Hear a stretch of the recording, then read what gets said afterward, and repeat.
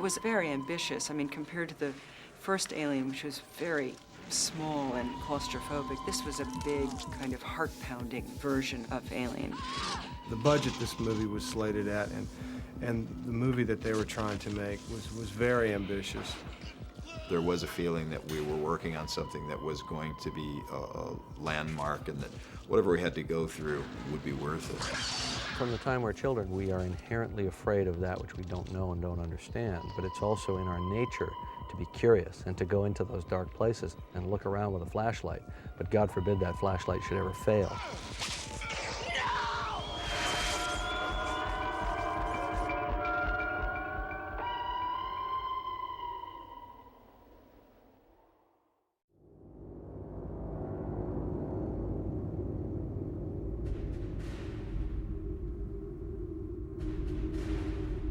Ridley Scott made this film that I think just stunned the world, and I was one of the people who was stunned by it when I saw it.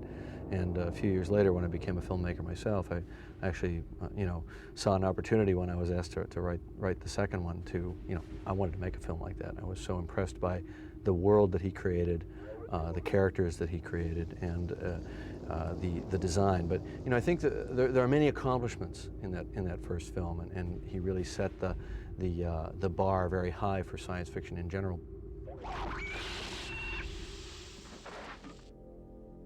We had been planning on doing a sequel, right away. Well, Alan Ladd was there, talking about it already. And then he left, and I think this was when Marvin Davis bought the studio, and there was Norman Levy, who was running it, and Sherry Lansing, I guess. She had less to do with it. It was Norman Levy who was really opposed to it, I was later told. And they just didn't want to do it. And, so we weren't pushing for it. We didn't, we had an idea about how to do it, and we had, thought they should do it, but we didn't think that was really, And finally, there was another change of management and another, new group that came in. And one of them stopped me in the parking lot when he said, I knew him, said, you guys have been talking about Alien, he said, so what do you want to do?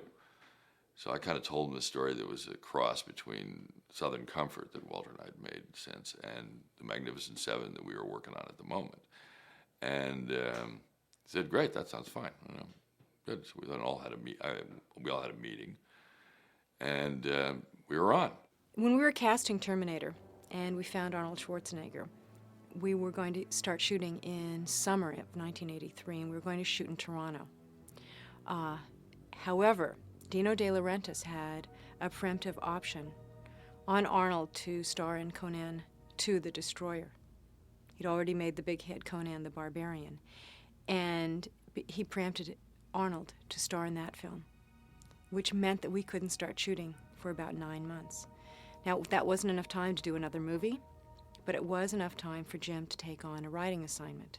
I had met Jim Cameron because Larry Wilson, who was our head of development, sent me this pile of scripts with a big recommendation for The Terminator. And so I read The Terminator, and I thought it was real good. And then at one point, I think when we really were now looking for a writer on Alien 2, I thought, well, why not him? He'd probably be he knows this movie, back the first one probably better than I do, backwards and forwards, So I asked him if he wanted to write that, and he did. And I tried to get Fox then to take an option on him as a director. They didn't.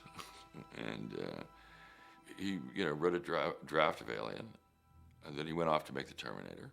By the time we started shooting, however, he'd written about 90 pages, and he was still in the second act, and it wasn't a completed script. However, the people at Fox read it and loved it and said, you know what, we're going to do the unthinkable. We're going to wait. We're going to wait until you're available to finish the script.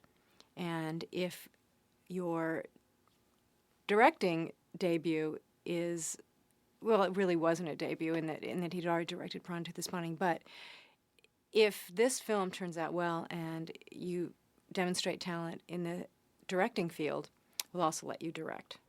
I'm not sure they were telling us the truth at the time, but we chose to believe it. We were naive, and I think that in Hollywood, when you're starting out, it helps to be naive and idealistic and believe that people are telling you the truth.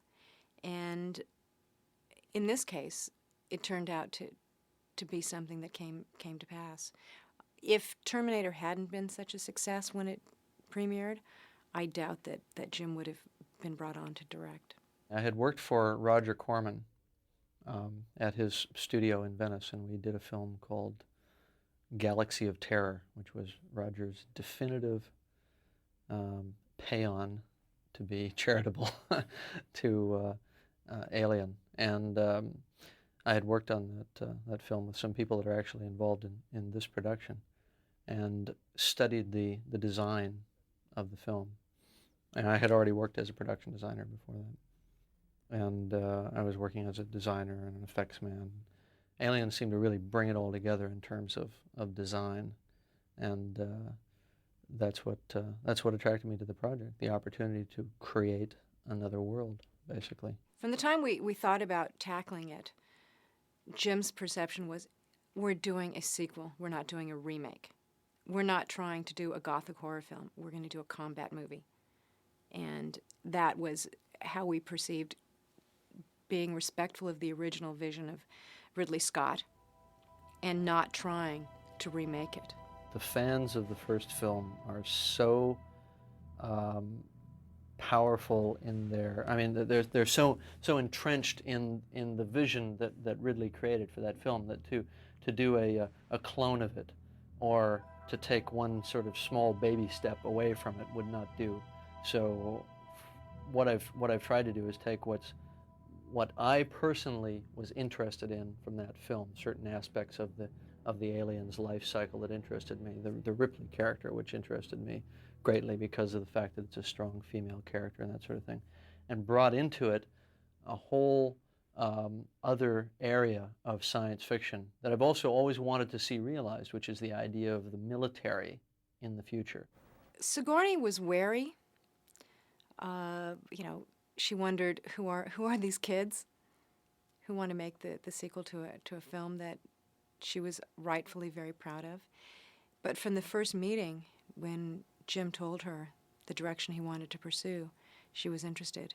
I was making a film in France, and I suddenly got this complete finished script that was all about Ripley and this little girl, and changed the nature somewhat of the aliens, and it was set to go. I mean, it was like, can you start in 3 months? And I remember thinking, I can't believe that no one even mentioned it to me. But I mean, I was thrilled. I met Jim Cameron shortly after that and loved working with him.